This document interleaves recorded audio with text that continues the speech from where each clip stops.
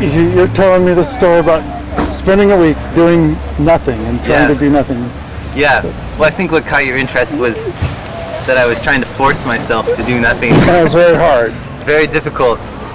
It's a full-time job just to do nothing, definitely.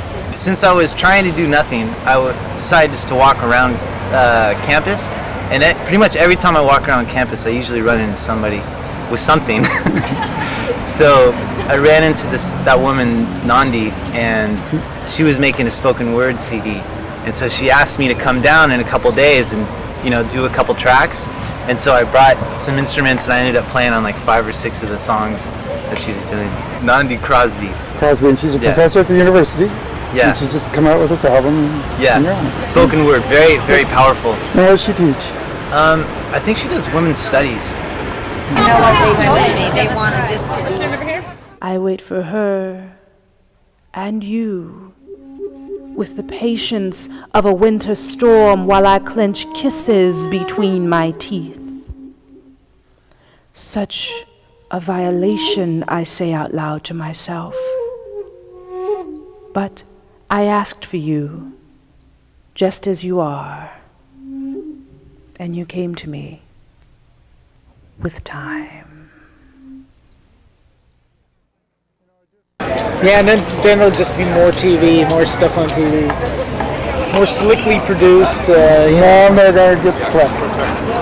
It's the substance. You'll have to have producers, 3 or 4 producers working ahead in front of him, lining it up. Yeah. You'll have to get an online personality. Oh yeah, sure. That'll be the next one. Actually, that's what I want to do. I want to put one of the interviews on the web every week. Oh, that sounds good. Yeah. Maybe starting in the next couple of weeks. Thank you. Hey, what's doing? Well, anything I'd like to say is how great Chico customers are. Our farmers market customers, I have sold at over 12 different farmers markets. And my favorite farmers markets would be Dunsmuir, Weaverville, and Chico. You get the friendliest customers, the most loyal customers of those markets. You get to see the same people almost every week at the same time. You've really got really class customers here in Chico. You go to some of the big markets and boy, it's no fun at all selling at it. Is this the real? And you've got a little bit of history with the farmers markets. I started farmers marketing in 1975 when it was illegal. The POP up in Reading, People of Progress in Reading, started a small farmers market in Park Marina parking lot in 1974. I joined up with them in 75. In the winter of 75, we left the POP organization and started our own Shasta Growers Association. We put in we put in input to the law formation that formed the first legal farmers markets, or I would say legal new generation farmers markets in 1975. How did that legislation come about, do you know? Well, what happened is every small town in California had farmers markets up to the 1940s, early 1950s. Almost every town had one. But what happened is during the Depression, so much fruit couldn't be sold that they started packaging laws in California and quality laws. And these laws were only made up so that a high percentage, 20, 25, 30% of fruit couldn't be sold. The packing sheds had to dump them off, mostly plowed under. And so for years, you couldn't sell apples unless you had those apples graded and in a box that's made specifically for apples, with apples listed on it, etc., etc. And what happened in 75 is we got the state to drop for certified farmers markets that we could use any box for our produce. That our boxes didn't have to be put in standard containers. That now we could use any box, which is now they've cracked down a little bit on that. On what? On the boxes. Like we can't use any box that has a label for anything else. Like we can't use a banana box to sell potatoes in. If it says I bananas on haven't it, heard we that can. one because I've got set of laws and it still says I can use any box. No, you have to have it covered now. Did you Oh, read you have to have it covered? read my essay? You can use the box, but you can't. Oh, they've added something new? Oh, Well, as I said, the government always tries to get back into things. But the thing is, we can just use any box, tape it over, newspaper it over, and that's a big savings. I come from a Mennonite family in the Reedley-Dinuba area, and I have cousins that, one cousin that has 6,000 acres from peaches and nectarines. And in the box alone, as I did in my article a couple weeks ago, the box alone, the time you put the lid and the inserts and everything in it, he's got $2 to $3. It costs them about $7-8 to have the peaches picked, put in the boxes and in the back of the truck somewhere before they even start to pay for their orchard, before they pay for their water, before they pay for anything. And those boxes are grocery stores. They can't be recycled because they're mixed. They've got particle board, nails, paper, and wood in the boxes, and plastic in the wrappers. They just throw all those in the crusher, goes to the landfill. The nice thing about us is we get to reuse our boxes week after week after week. Save a lot from going in the landfill. yeah. A big savings is the fact that we do reuse here at the farmers market. Our egg people reuse egg cartons. They have to put their name on their used carton and black out the other name. But we're able to reuse things that unfortunately the big commercial guys don't get to do, and it costs them a lot of money. The poor big commercial guys have it tough because they do have to spend so much on boxing that most of it doesn't even get recycled. Your wax boxes can't be recycled. Banana boxes used to have staples in them. I think they glue them now, so they are recyclable. The wax boxes, I found that make excellent fire starters if you've got a wood stove. Oh yeah, well, yeah, the starters, but don't use too many. They pre-assemble you up pretty fast. Right. But a few strips of those and they're embedded with the wax. Unfortunately, the traditional produce is a real heavy trash. Tremendous amount. What you buy in the grocery store is producing a tremendous amount of trash. Plus, the average produce sold in the United States has traveled 1,200 miles. So, when you buy... What would you say the average is for the Chico market? Just guessing. 15 miles. I think we've got 2 people that come in from long distances, 3 later on that come in from long distance, but everybody else, I would say, was within 10 miles of Marysville to closer. And I'd say 3/4 of our people are within 10 miles. A lot of them, I'd guess a third of them are within 5 miles. Yeah, be an awful lot within a very short distance.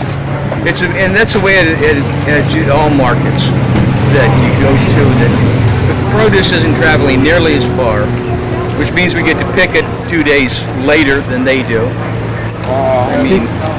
We were talking a little before I started taping about my interviewing some of the folks here at the market that sell outside the market boundaries and basically are getting a free ride on the popularity of the market.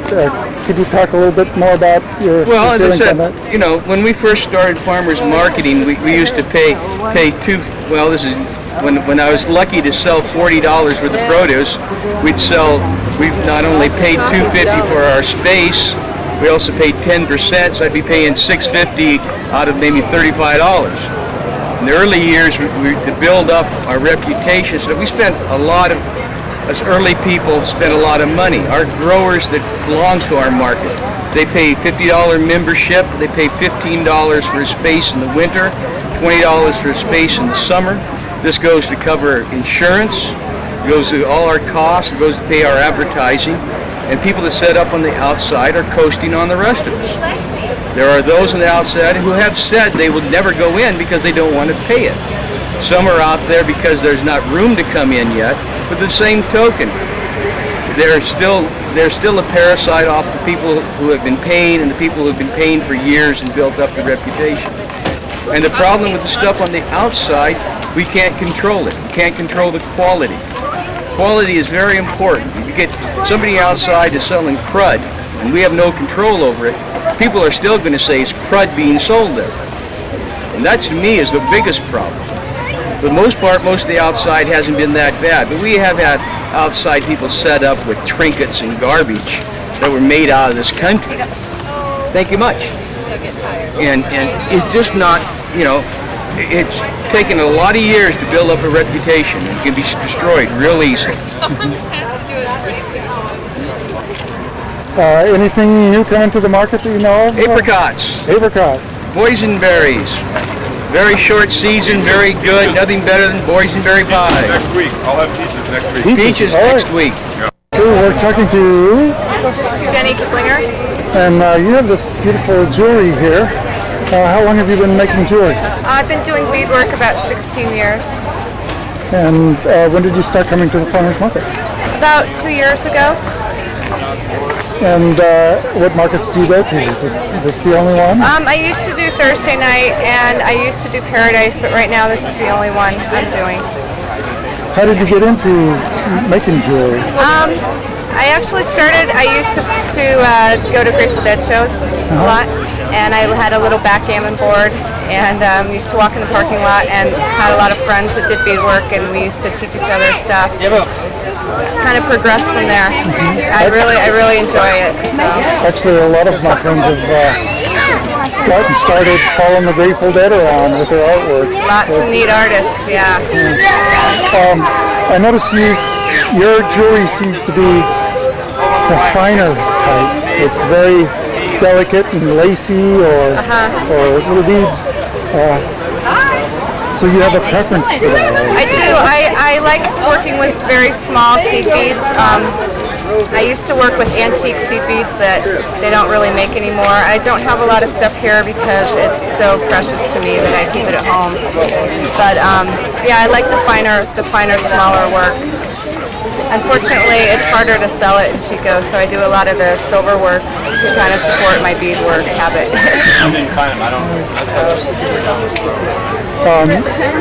And you've been selling here for 2 years. How have you found it? Has it worked good for you? It's worked pretty consistently good.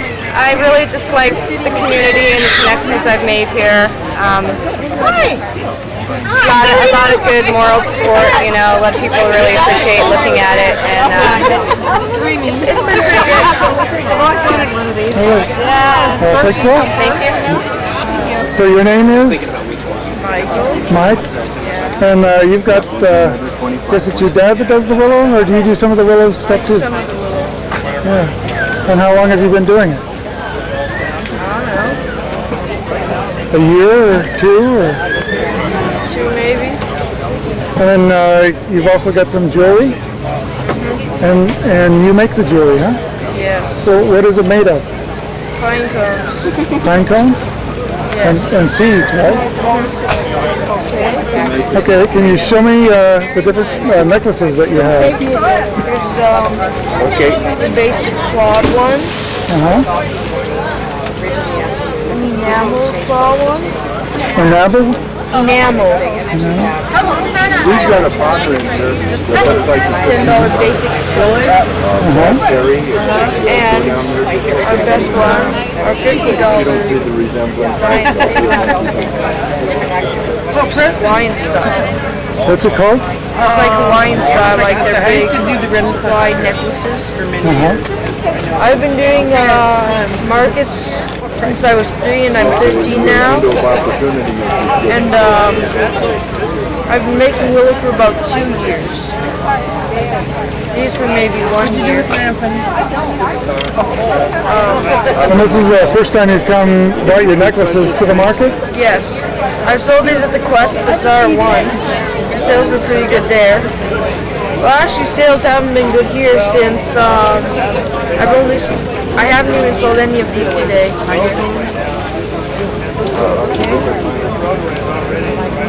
but sometimes it takes a little while for sales to get done. But tell me a little bit about your willow work. Ignore the price on It's that. sort of hard because sometimes you have to bend the willow. Here in this heart one, I didn't make this one, but there's a lot of intricate bending that you have to do. So you have to do that when the wood is green? What's the Yes. price tag say on that one? Or it'll just be brittle and snap. Okay, well, thank you very much.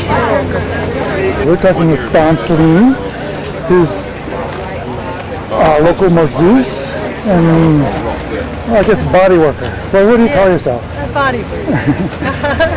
And you've been a patron of the farmers market for a long time. Since the beginning.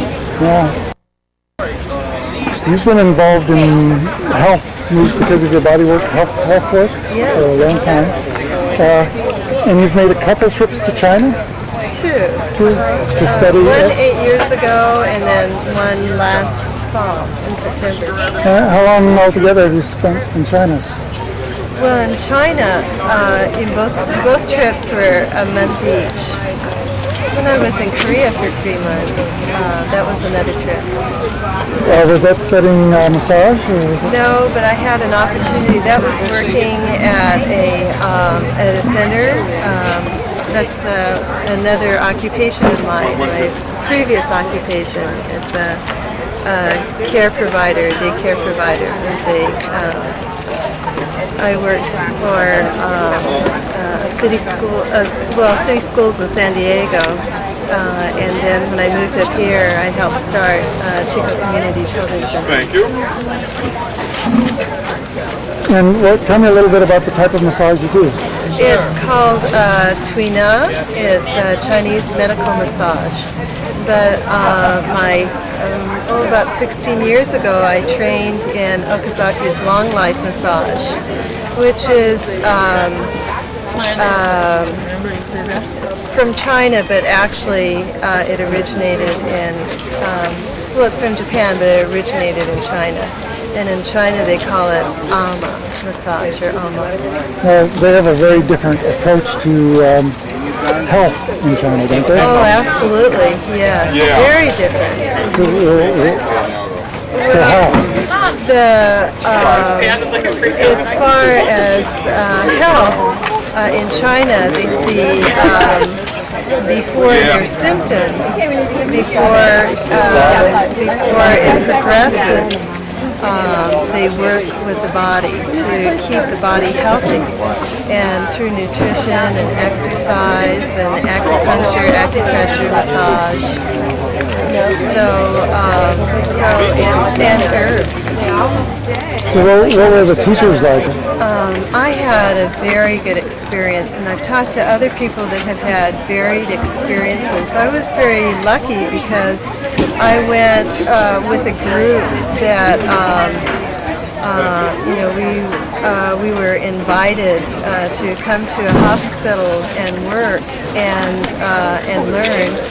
And some of the people in the group I was in had worked there in the past, and so they knew the doctors, and so we were taken in as basically family, and that makes a big difference because they will share a lot more with you.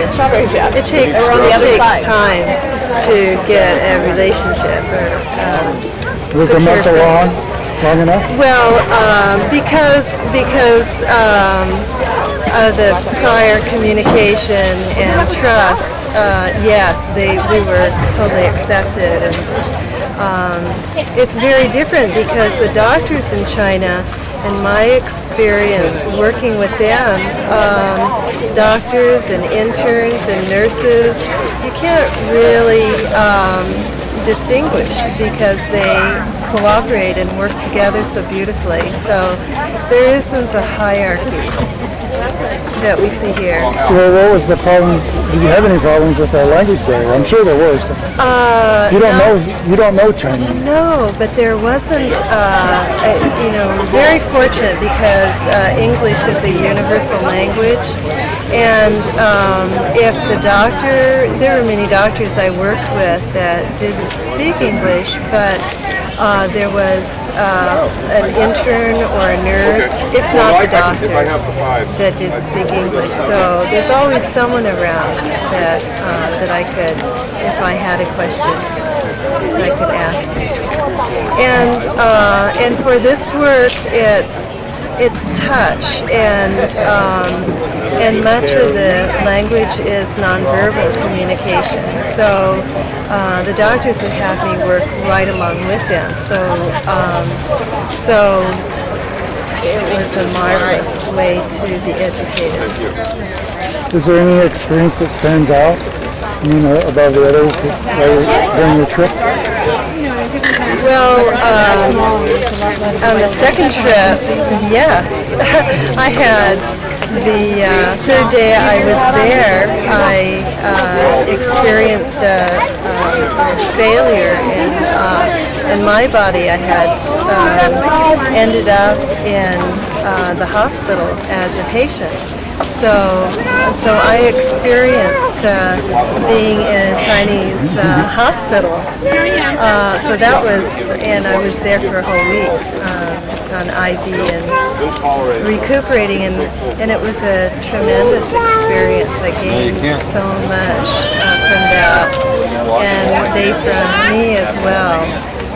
I was put in a western wing of the hospital, and I told them that I only wanted Chinese herbs, and they were very surprised, and they said, "You like Chinese herbs?" And I said, "I only want Chinese herbs." So where in the U.S. I would have had an operation immediately because I had 2 blocks in my small intestines, they treated me with herbs, and of course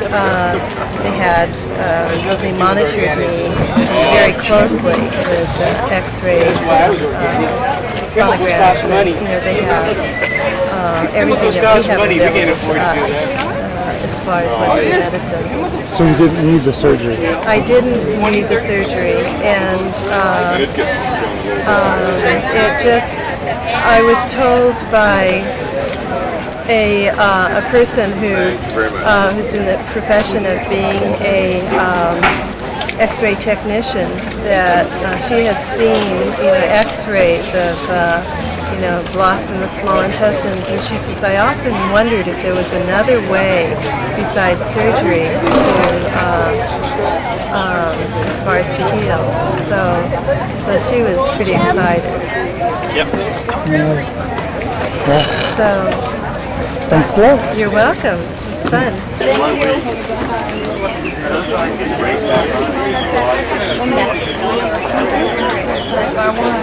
Right here.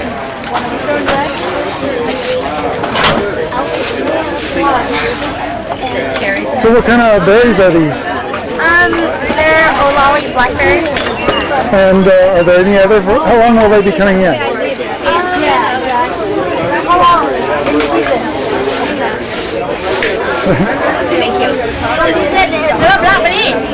Blackberry only the 3 weeks. 3 weeks? Yeah, And then do you? 4 weeks because I have them.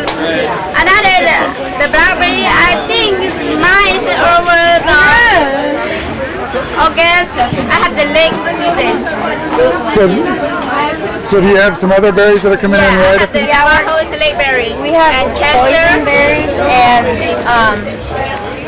novel blackberries, Chester, just other kinds. So you'll be bringing in berries for quite a few more weeks? Yeah. All right. Well, thank you. Thanks. How much for like one of these? You're new here to the farmers market. Yeah, this is the first time I've ever been here. I really didn't expect to do a lot of work today, but I sure am passing out a lot of cards and meeting everybody.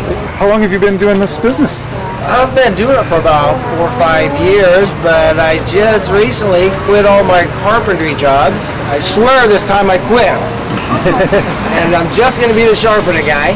And I started painting it around after Christmas, so I got all the paint on. I got my sharpening uniform, and now I'm ready to open up for the general public. I've just been doing businesses, because their doors are open all the time, so that's worked out real good. And So you just travel around to the different businesses and sharpen the tools and stuff? yeah, usually by call. Usually set up appointments and I go. And so that's what I want to do now with the general public. So is this a brand new business? Did you just get you said you just painted it, but have you had your truck before that? Or Yeah, I had the truck probably for about a year. And then prior to that, about 3 years, I just worked out of my shop.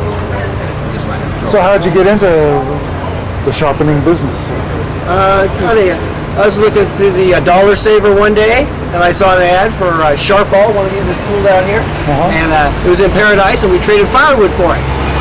And then he had some other stuff, we traded that, and then I saw some other stuff in Paradise, and next thing you know, I had all these tools, and it was fun, and I sharpened up all my friends' stuff, and then I'd go out and I'd try to find work, and I'd see I needed another tool, so I'd have to go back and work that tool, figure it out, just going back and forth from, making it and seeing what I needed, and then coming back, but now it's all together now, and I'm launching, I'm out there. So, what's your phone numbers? 540-7276? No. 540-7276. Yeah. Page me, I'll call back. And then your other phone number is 895-1381. Correct. Do you have cards and stuff? Yeah. Caution Sharp. Mobile sharpening service. Right now, I have price list for home and garden, and I have a price list for commercial kitchens, and I soon will be having the price list made up for wood shops, machine shops, which are a big one for me, and service trucks. And then maybe in the future, soon I'll be doing hair and nail. Hair and nail. Hair and nail. That's gonna be a moneymaker. There's so many beauticians and nail people around. That's gonna be a good one. All right. So are you just in Chico, or do you hit Paradise? Pretty much just Chico now. I'd like to in the summer do like a Almanor, Greenville, Quincy loop. Wouldn't that be fun? Get out and travel a little bit. Yeah. Sit at the creekside. Yeah. All right. Yep, I'm gonna be rich. Rich, I tell you. All right. Thanks a lot. Okay, thank you. This is, I don't know, is this the first squash? Second place. We had Purple Mac Cross Spray. Pretty good looking squash, huh? Thank you. You got them selling already, huh? Different prices here? No, all the same price on the squash.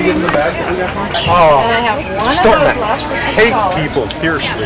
And I have Hate them.